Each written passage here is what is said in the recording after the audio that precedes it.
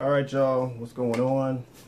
This is Julius J with another video, and today I'm going to bring you my full review on the PA Lite. It's by Huawei. Came out actually like last week sometime. So I'm going to go through some of the things I like about it, some of the things I don't, get my honest opinion about it, and this is a real review. So here we go. Let's go ahead and do this. Okay, y'all, here it is, the Huawei PA Lite. Go through some specs with you. 5-inch screen, 720p display, 2200 milliamp battery. You have on the side here, you have your volume rockers and your power button. You have your SIM and SD card trays. You put your micro here. You can use a nano on this one, and that's where your SD card goes.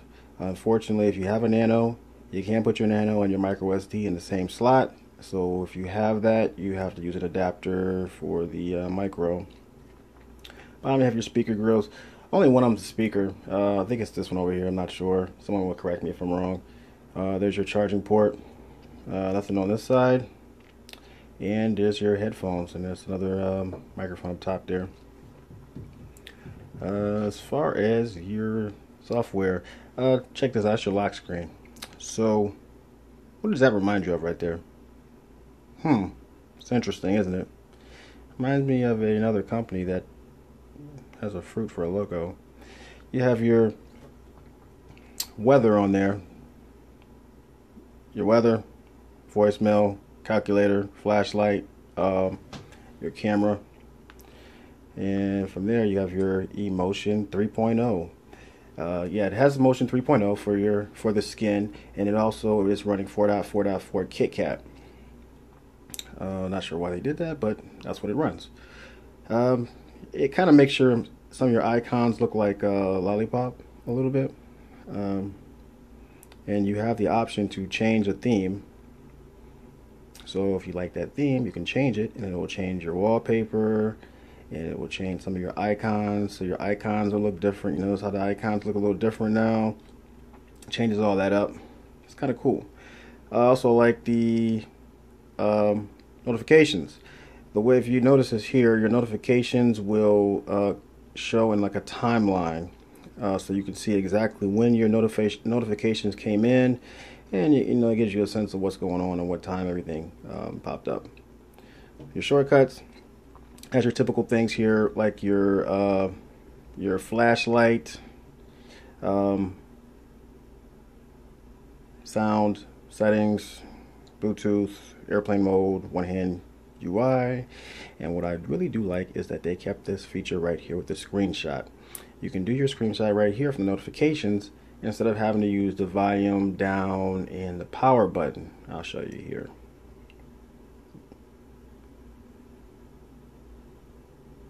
Hey, I didn't do that right. Press this. Boom.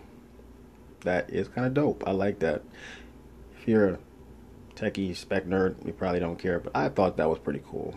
Anyway, you have all these, then you can tap down here and it'll give you a list of more stuff, to do not disturb mode, to the suspend button, ultra battery, saving mode, which it does have that that option to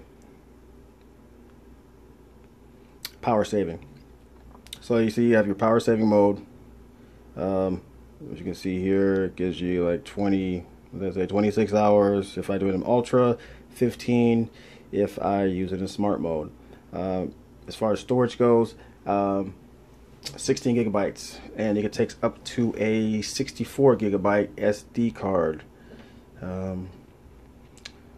As far as any special features, your camera, now if you have the screen off, you can do the double tap down button and it'll bring your camera up, and you can set it where when you double tap and it pops up, I think it's called Ultra Snap, it will automatically take a picture, or you can just have it set where it just opens the camera up.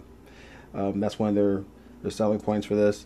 The camera, 13 megapixels on the back with a flash. Your front's 5 megapixel with the so if you want to do selfies, you got that 5 megapixel camera in the front. As far as picture quality goes, the front's not bad. Especially, it takes great pictures in the light. Sometimes they come out a little washed out, but you're able to see the samples of that I put up on that. The front camera, I'm kind of disappointed. I would think with a 5 megapixel front camera, you'd have great, you'd have great pictures. You have your front here, and then when you flip it, would you please flip? There you go. You have your flip, you have your beauty mode, kind of like Samsung does.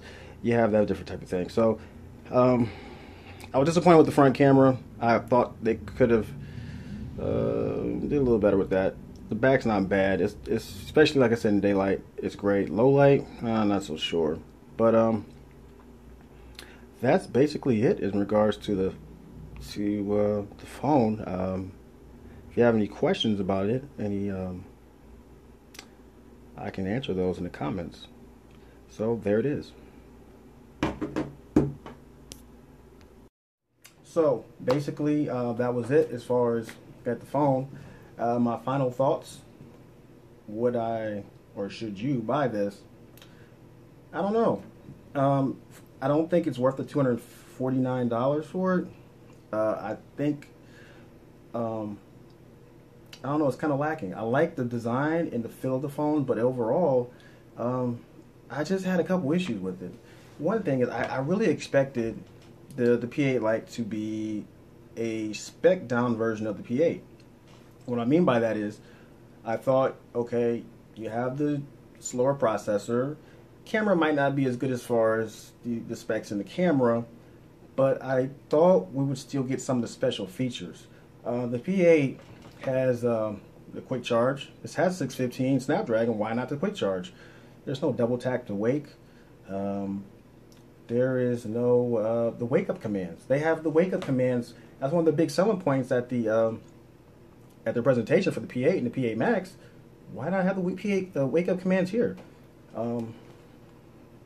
It's just little things like that. I just don't understand why they didn't add that to the phone. You're breaking into the U.S. You really want to get your name out there. I think you'd add a little something to the phone to get people to gravitate towards it. Now, if this was released last year, I would say great. But when you have the Alcatel Idol 3 and the Zenfone 2 come out, and they have 1080p screens, fast charging, different little features. I think it's hard for me to say buy this over one of those two. I think that I'm hoping, crossing my fingers, that we will have an update and they will add some of this. I mean, just double tap. I don't understand why phones don't. Why do they not do that? That should be standard issue. Windows does that. Standard issue. Double tap to wake. Why is that not on every Android phone? That should be standard. I don't want to rant and turn into a whole different post, but I don't get that. I don't know, but I like the phone. I really like what Huawei's doing. The design is great. It's just little things that they could have added to the phone that would have just made it just a little bit. Oh, I still love you, Huawei. I still really appreciate the unit. I really like the phone. I still use it on a daily basis, but come on, man. Fast charging, double tap, wake up commands, the knuckle gesture. They have the knuckle gesture for the screenshot. If Huawei, if you're watching this, you're probably not. Please add it. Just please update. And then no lollipop. What's Kit Kat? I don't know. I like the phone. It's a little overpriced, but I like the design. So that's my honest opinion, and that's my review. It's Julius J. If you like the content, give me that thumbs up, share it, like it, subscribe. Appreciate that. Until next time,